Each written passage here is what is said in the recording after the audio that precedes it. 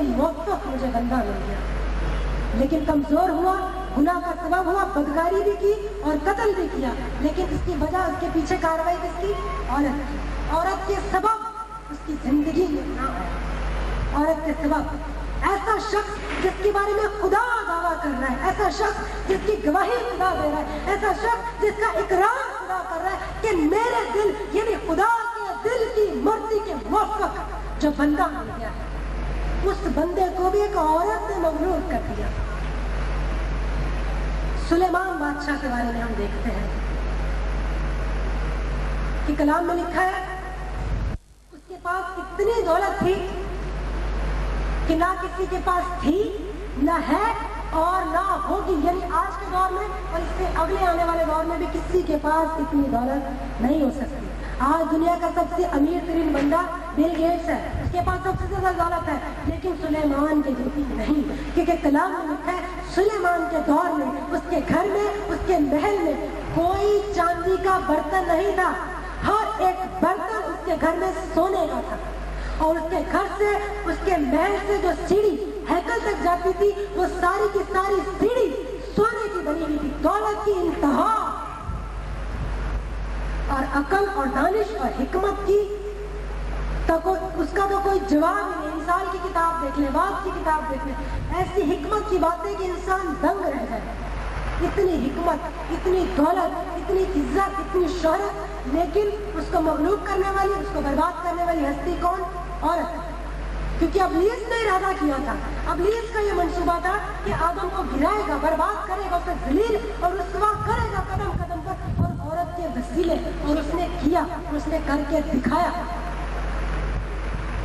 और सुलेमान के बारे में लिखा है कि उसने 1000 बीवियां कर दी, तो खुदा ने कहा था गैर कौमों में शादी ना करो, पहली शादी जाके गैर कौमों में।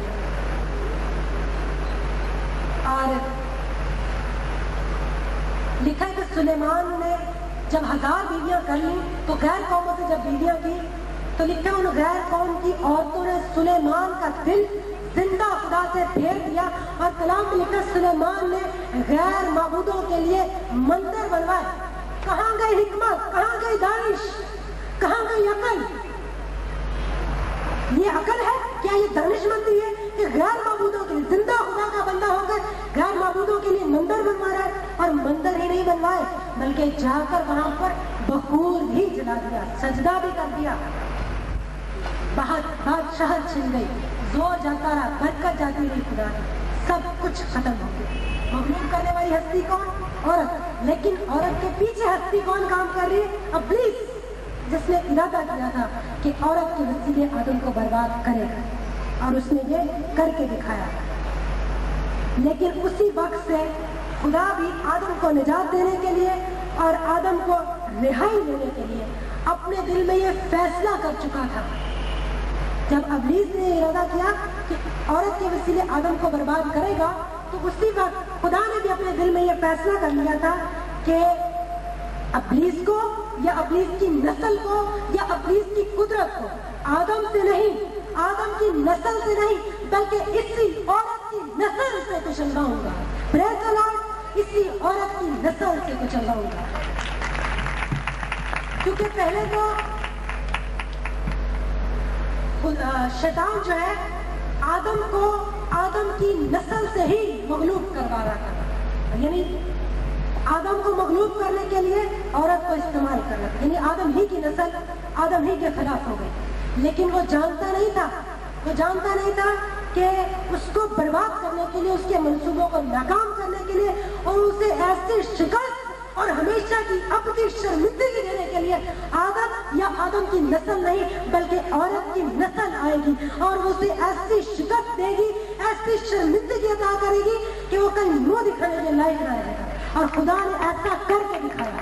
Praise the Lord.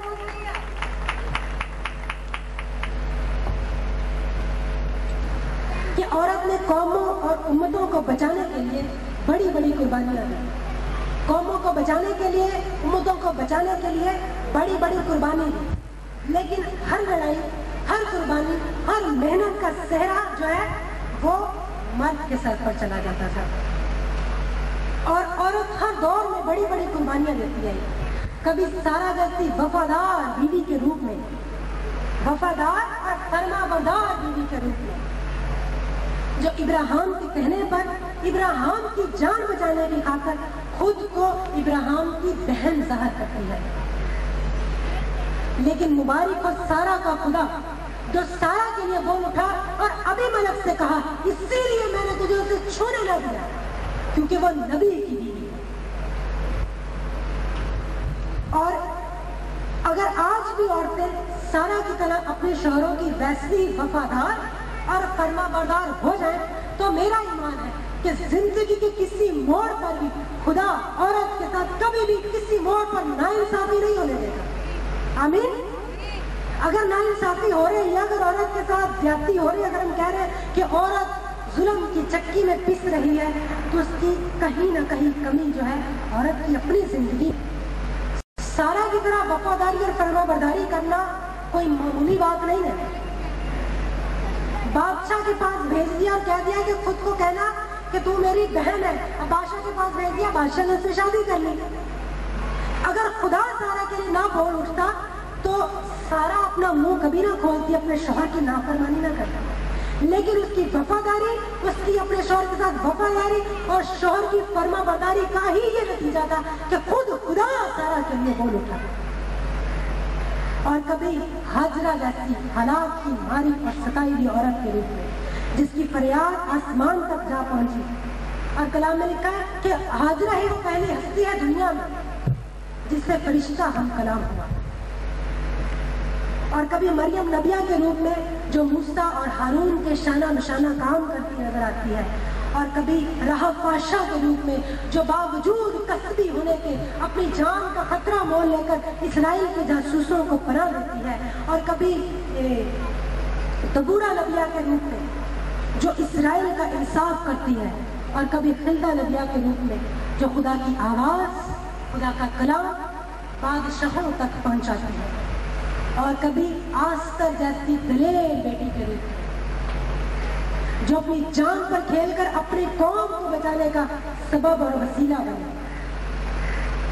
اسی طرح نومی اور رود کی بے مثال ساس بہو کی جوڑی، آج تک ان کے جیسی محبت اور پیار ہمیں دنیا میں دیکھنے کو نہیں ملا۔